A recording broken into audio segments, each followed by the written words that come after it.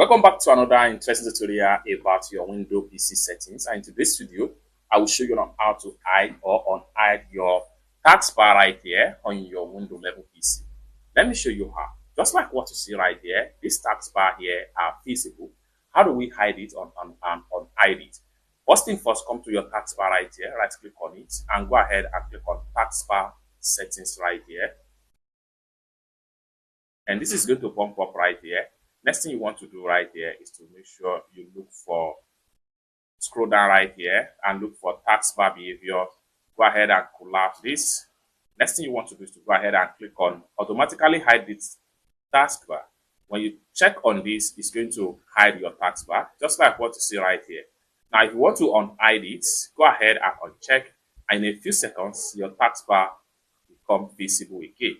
It's that simple. So this is how to hide or unhide your taskbar menu in your Windows level PC. For more tutorial tips and tricks about Windows PC settings, consider to subscribe. Thank you so much for watching, and I hope to see you in my next video.